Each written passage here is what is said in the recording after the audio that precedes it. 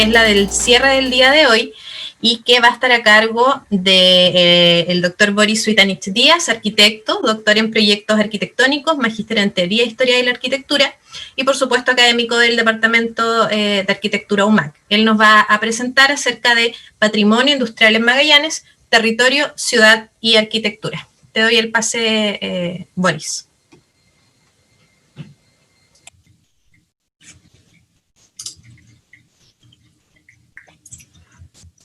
Muchas gracias, Ángela. Bueno, quería primero sumarme a los agradecimientos que se dieron con anterioridad, a darle particularmente las gracias a la Dirección de Investigación por organizar esta actividad y por invitarnos al bonito desafío, digamos, de presentar un arduo trabajo de investigación de ya 5 o 6 años en solo 15 minutos. Trataré de ser justo con ese trabajo. Procedo a compartir la pantalla, la presentación. Ángela, no sé si me puedes confirmar. Sí, se ve, Boris. Perfecto. A ver, algunas de las cosas que yo voy a presentar puede que se hayan dicho, porque de alguna manera, a pesar de que aparezco solo yo ahí en la ponencia, por cuestiones del formato de cómo se organizó esta actividad, digamos, pero es un trabajo que hemos desarrollado de manera colectiva, tanto con Daniel Matus como con Daniel Ambrosetti, y que se explica en función de 2 proyectos que son los que voy a presentar, digamos. Decía que se han dicho algunas cosas probablemente yo repetiré, se han dicho algunas cosas, porque tanto lo que presentó Daniel como lo que presentó Daniela son dimensiones de este proyecto que desarrollamos, al que fuimos invitados en su postulación en el 2014, fue adjudicado en el 2015, se llamó Patrimonio Industrial, Formas de Habitar Colectivo en el Sur de Chile, Aportes para su puesta en valor y recuperación integrada. Es un programa de investigación asociativa de la Comisión Nacional de Ciencia y Tecnología, de CONICIT, del actual ANID, que buscaba establecer grupos de trabajo, digamos, para tratar de comprender, en este caso, comprender los restos, digamos, y las dinámicas del patrimonio industrial asociados a lo que se trató de conceptualizar como hábitat colectivo, ¿ya? Vivienda, conjuntos, company towns en algunos casos. Este proyecto, que se desarrolló en un periodo recién concluyó el año pasado, pero se desarrolló entre el 2015 y el 2019, dirigido por investigadores de renombre, digamos, de las universidades de Concepción y del Biobío. Fue un grupo interdisciplinar entre historiadoras, antropólogos, urbanistas y arquitectos, que involucró un estudio de las expresiones materiales de la industria desde Concepción al sur. De alguna manera dividido en clúster. Nosotros con Daniel, en ese momento solo con Daniel, después se unió Daniela, nos abocamos a la investigación y un poco a comprender los fenómenos de la región de Magallanes. Este trabajo, o este abordaje, más que trabajo, este abordaje dio lugar a una serie de productos que me parece que era justo mencionarlos porque son los que que quedan al dominio, digamos, y el conocimiento de la gente o de todos los que trabajamos en esta disciplina, digamos, o en el ámbito científico, pero no en el público común, digamos, o que no está directamente relacionado con la academia, no llega a conocerlo. Pero produjimos un par de artículos, digamos, científicos en revistas indexadas. El primero de ellos, para tratar de comprender cómo eran las expresiones y cómo se produjo la industrialización desde el punto de vista de la relación con el hábitat colectivo en la región de Magallanes. Algunas de esas cosas existían, pero no se habían explicado en términos de la articulación de procesos económicos, digamos, y territoriales complejos. Una lámina de síntesis, digamos, logramos mapear y catastrar en base a 5 actividades económicas un sistema productivo en el cual estas actividades generaron asentamientos en distintos puntos de la región, evidentemente asentamientos especializados, algunos dedicados a la industria del cabotaje marítimo, digamos, a los astilleros, otros a las estancias. Esta parte del trabajo estaba ya más o menos abordada por trabajos anteriores, sobre todo de Benavides, un libro de Benavides muy, muy conocido, digamos, pero también las industrias forestales, la frigorífica, la carbonera, en lo que fue un sistema productivo, un sistema industrial, digamos. Todas estas actividades se relacionaron para poder constituir, claro, lo más conocido fue la actividad ganadera, pero que de alguna manera se interrelacionaban porque la producción ganadera salía o se movía a través del cabotaje. El cabotaje evidentemente dependía de los astilleros, la actividad frigorífica era la manera de mantener los productos hasta que se exportaban, la carbonífera prestaba la energía para el sistema de cabotaje y la forestal todos los insumos y los materiales para poder abarcar y diseminar la actividad productiva en el territorio magallánico. Una vez completada, digamos, ese panorama, nos abocamos a tratar de entender y de comprender y de desmenuzar, digamos, las lógicas espaciales de cada una de esas actividades, recogiendo, evidentemente, sobre algunos de esos enclaves productivos era ya muy difícil obtener información, pero en los que se pudo tratar de entender cómo era la relación entre la industria o la infraestructura industrial y la infraestructura, podríamos decir, residencial o de soporte, digamos. En este caso, bueno, en ese artículo nosotros presentamos los casos de la estancia Cameron, el frigorífico Puerto Bories, la mina Lena en Isla Riesco y Puerto Yarto, en el seno ambiental.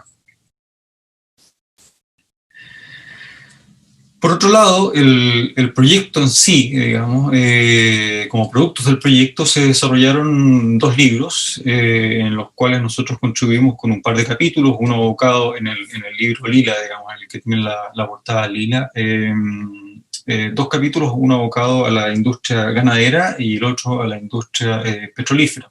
El primer libro tratando de hacer una síntesis y una ficha, un catastro, en estricto rigor un catastro de todos los asentamientos y los enclaves productivos en los que estaba relacionado, donde había expresiones de hábitat colectivo. Claro, eso no agota las actividades industriales en la región, pero nos circunscribimos a eso. Y en el segundo, en el rojo, nos abocamos a una reflexión o una explicación del proceso, de ese proceso de industrialización y hábitat colectivo durante el siglo XX, que básicamente tiene 2 lógicas, una la que les mostré anteriormente en torno a la actividad ganadera y a partir de la segunda mitad del siglo XX a partir de la actividad petrolera.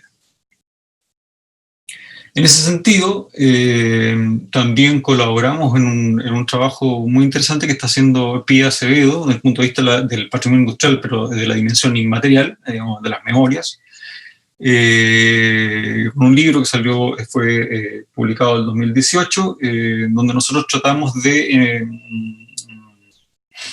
establecer una panorámica y una comprensión exclusivamente de las actividades y de las expresiones materiales en la isla Tierra del Fuego. Básicamente los asentamientos y los campamentos del petróleo en la isla grande de Tierra del Fuego. En ese sentido,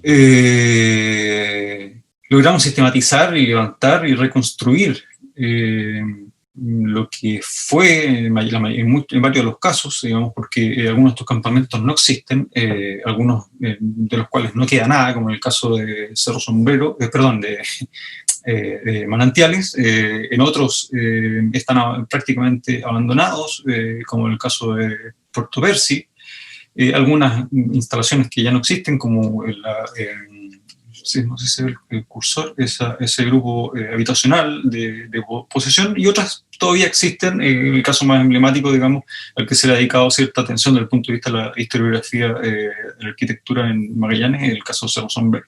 Básicamente como producto o asociado a ciertas tendencias, a cierta expresión de la arquitectura moderna.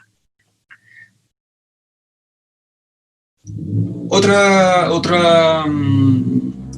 dimensión del problema, digamos, dentro del paraguas del patrimonio industrial en Magallanes tenía que ver con el reconocimiento y la valoración de la vivienda como un elemento fundamental en la construcción de ese patrimonio industrial. Cuando uno habla de patrimonio industrial, lo primero que emerge son las actividades propiamente productivas, digamos, y las instalaciones productivas. Pero existe y tiene un gran valor, digamos, a pesar de que hasta ahora no se lo había considerado, la vivienda como parte de ese constructo y de esas expresiones espaciales. Este es un artículo que efectivamente publicamos con Daniel el 2019 en la revista Sofía Austral, abocado específicamente a la vivienda en los asentamientos petroleros en la región. Ya no solo en Tierra del Fuego, sino que en la región en su totalidad. Con esto, un poco tratamos de ampliar, bueno, ya un poco lo dije, digamos, ampliar esa concepción del patrimonio industrial como unos objetos y unos elementos netamente industriales, productos de unas técnicas y de unos procesos productivos, ya en el caso de aquí dos evidencias claras, digamos, y están relacionados, un poco relacionados con la primera declaratoria de Monumento Nacional del pozo número 1 en Manantiales, digamos, que es un pozo, el pozo tradicional de extracción. Pero también la otra expresión material que tiene que ver con una planta, en este caso la planta de Cuyen, la planta de gasolina de Cuyen. Y ampliar esa percepción hacia un aspecto, bueno, ese aspecto menos considerado que tiene que ver con la vivienda y los modos de vida de esa otra cara de la industria que son las personas, digamos, en ese momento expresados como obreros, empleados y choferes, para el caso de NAP. Y como esa estigmatización y clasificación desde el punto de vista administrativo se traduce desde el punto de vista espacial en los ordenamientos, en la categoría, en los tipos de arquitectura y en sus expresiones. En este caso, los primeros asentamientos de viviendas, digamos, unas viviendas modulares muy pequeñitas, móviles, para el caso de Manantiales. Esto es una foto de los años 50 de parte del campamento Manantiales, o del campamento de Clarencia, el sector de empleados, digamos. El de obreros no está en esta fotografía, pero más o menos de la misma dimensión, tenía 8 viviendas. O el conjunto ya con una sofisticación mayor, porque incluyó obras de urbanización, el conjunto de Percy, el campamento Percy, y ya lo que se conoce, digamos, no lo interesante, no lo que se ha abocado en la historiografía, digamos, los edificios del cine, la cooperativa, el pabellón el casino y el pabellón de solteros, sino las viviendas de los choferes, y bueno, aquí no están, pero la de los empleados y los obreros, como parte importante de la constitución de ese patrimonio industrial. Sintetizándolo o tratando de llevarlo hacia esta imagen, digamos, como esta imagen demuestra esa articulación, digamos, entre una cuestión productiva, netamente industrial, y las formas de vida que vienen asociadas e intercaladas con ellas. ¿Ya? Entre medio de la industria están las personas y están los modos de vida.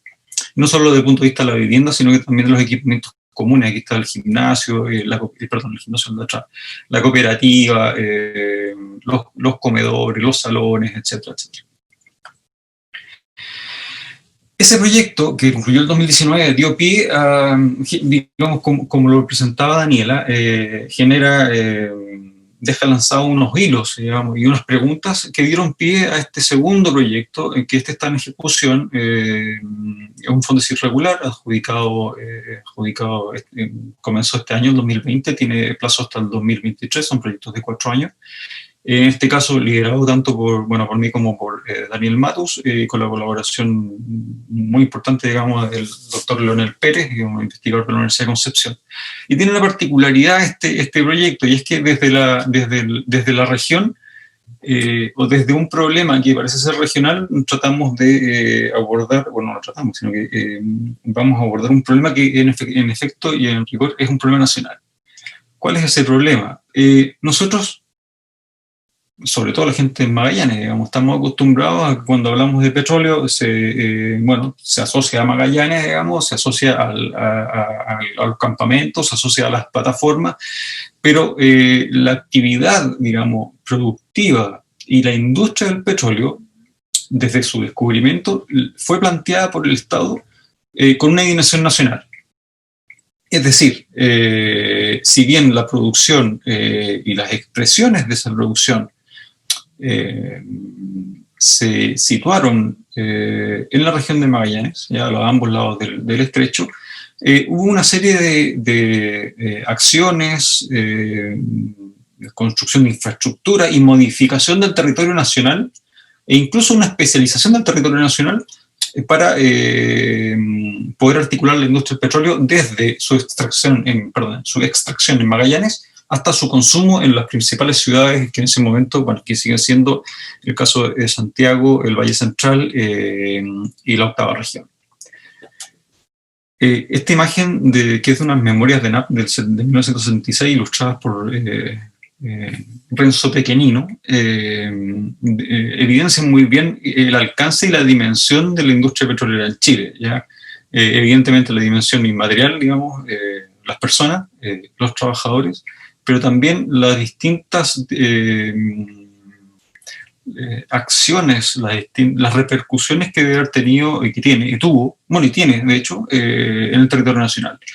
Hay que pensar, solo para adelantar, digamos, el Estado especializó las regiones, la región de Magallanes de extracción, Concepción y Valparaíso de industrialización y Santiago de consumo.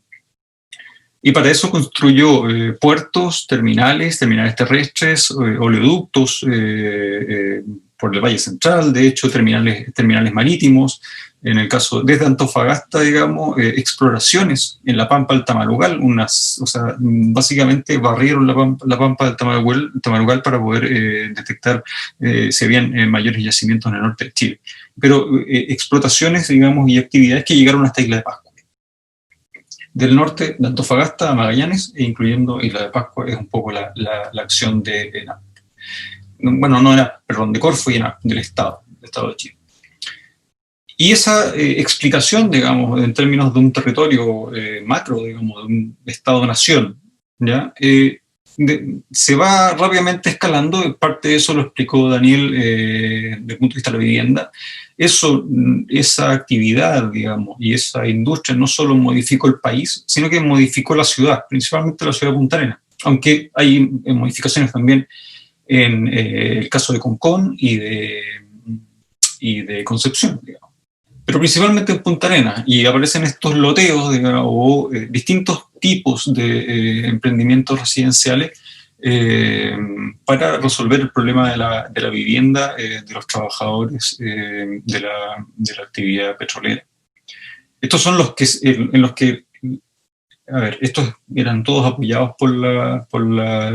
eran operaciones urbanas, digamos, apoyadas por la empresa, pero no están catastradas porque en realidad es un número realmente muy difícil de determinar. Las acciones individuales. La ciudad está llena de viviendas de ex trabajadores de la NAP que fueron construidas con préstamos de la NAP, de la empresa, de manera aislada, y que modificaron el panorama y la construcción de la ciudad de manera radical.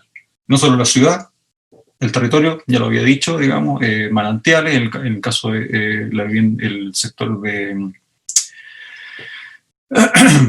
empleados en manantiales, en el caso de posesión, ya se conoce el Cerro Sombrero, Escuyen, y acá abajo algunos conjuntos urbanos, como el caso de Hermes y algunas viviendas en el sector de Bulnes. Ya digamos que no solo modificó el país, modificó en parte la ciudad y también tuvo un correlato desde el punto de vista de su arquitectura.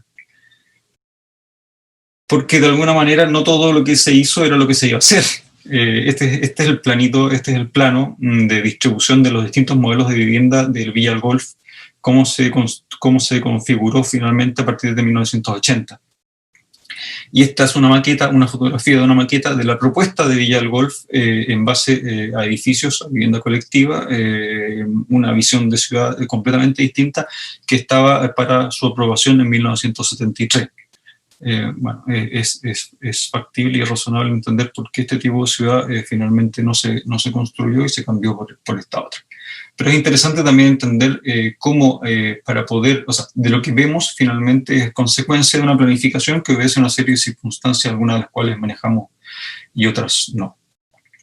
Espero haber sigo justo con el tiempo, eso es. Muchas gracias.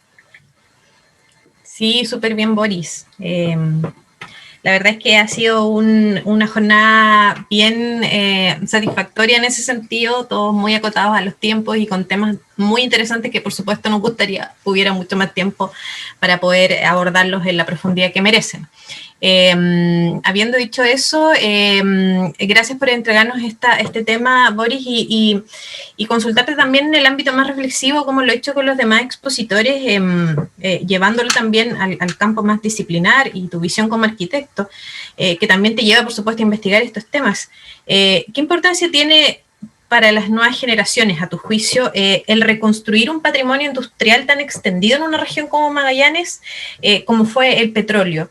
¿Qué trascendencia le entregamos tal vez incluso a los futuros estudiantes de arquitectura o a quienes se desempeñan en carreras afines a las ciencias sociales, de reconstruir finalmente las piezas de una actividad productiva tan importante como fue el petróleo, que ahora no es nada comparado a lo que era antes, pero que ha dejado su huella y que hoy día, me imagino, ustedes están en la senda de querer que se valorice lo suficiente como para que esto trascienda en el tiempo? Tiene muchos ángulos esa pregunta desde el punto de vista de cómo se puede responder. Relacionando con parte del principio de la presentación, ya el patrimonio industrial tiene como el patrimonio hoy en día, digamos, dos dimensiones importantes, digamos, el material e inmaterial. Desde el punto de vista del material, bueno, ahí estamos nosotros tratando de poner en valor los restos, las evidencias de lo que se hizo. Eso permite entender las lógicas de uso del territorio, permite ser respetuoso con ciertas decisiones y cierta manera en que se ha habitado este territorio. La constitución de los paisajes culturales tiene hay un gran vínculo ahí, digamos. Tierra del Fuego está formada, digamos, además, al menos la imagen está formada a dos hachazos, digamos, uno podríamos decir en base a las ovejas y otro en base al petróleo, y que interactúan de cierta manera. ¿Qué pasa? Que estamos aparentemente en un momento de cambio en función de que las nuevas tecnologías generan una presión sobre ese territorio y sobre su conformación y su expresión material. ¿Qué quiero decir? La emergencia del hidrógeno verde como una posibilidad de reestructurar la economía regional, evidentemente va a generar una tensión sobre esos territorios que están sometidos a, digamos, a la posibilidad de que empiecen a aparecer estos campos eólicos, sistemas de transmisión, plantas de generación de hidrógeno, etcétera, etcétera. Bueno, ahí hay una posibilidad de poner en valor las otras capas que han subsistido, ya lo decía, la de las ovejas, digamos, y la del petróleo, con esta nueva lectura económica del territorio. Pero desde el punto de vista, me parece, y que a mí me parece más importante, independiente de que nosotros nos aboquemos a lo material, la dimensión inmaterial de ese patrimonio industrial, digamos, es fundamental. Pienso tú que esto es la memoria del trabajo, o sea, esto es la memoria del trabajo, y la memoria del trabajo es la memoria de las personas. Finalmente, lo que se pone en valor, y a nosotros lo que nos interesa no es tanto el objeto por sí mismo, que si pertenece a la arquitectura moderna, que si es de una técnica en particular, que si está firmado por un arquitecto conocido o si está firmado por un arquitecto anónimo. En realidad, bueno, más allá de ese morbo que tenemos, digamos, los profesionales con su área, creo que no tiene mucho valor. Tiene valor desde el punto de vista de que eso logra materializar y articular unas memorias colectivas, digamos, y unas memorias individuales. Entonces, bueno, hay una tensión ahí que es relevante, al menos conocerla y ponerla sobre el tapete, que es un poco el rol de nosotros. No nos corresponde a nosotros decir para dónde ir, sino que poner los antecedentes sobre la mesa para que en el momento que se tomen decisiones o haya financiamiento público o haya alguna modificación, como el caso de esta reconducción económica productiva, estén los antecedentes sobre la mesa para tomar decisiones. O sea, mira, un caso.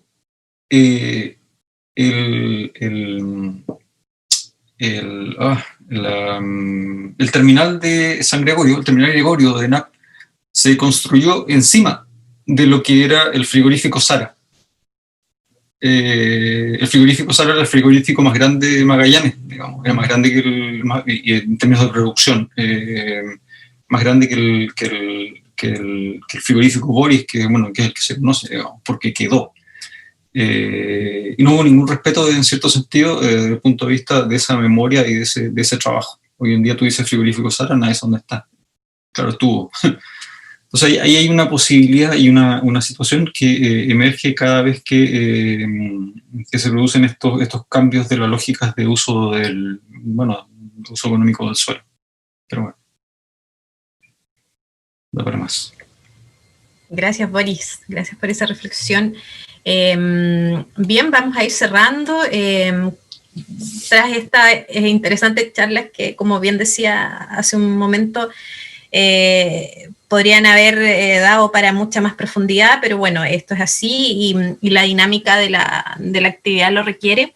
Quiero leer algunas preguntas pendientes que quedaron en el chat de YouTube. Bueno, un comentario a propósito de la charla de Boris. Paula Viano dice: cuando era chica vivimos en Sombrero y mis papás construyeron su casa de Sarmiento de acá de Punta Arenas, con préstamo. Si bien se debe a definiciones centralistas y extractivistas, como empresa, un lujo con los trabajadores. Ese es el comentario de Paula Viano. Y había una consulta a Daniel, que vamos a revisar aquí en el chat, que es de Dilia Jaque, que consulta: ¿existen estudios fundados de riesgo de inundación fluvial para sustentar esa modificación? Creo que esa consulta era respecto al plan regulador. Y le respondió más abajo por interno Daniel, que Paula nos compartió la respuesta, dice: sí, existen, de la Dirección General de Aguas del MOP. Sin eso la modificación no se podría proponer o la MUNI debería haberlos encargado. PRC vigente se hizo con info no actualizada. Esa es la respuesta.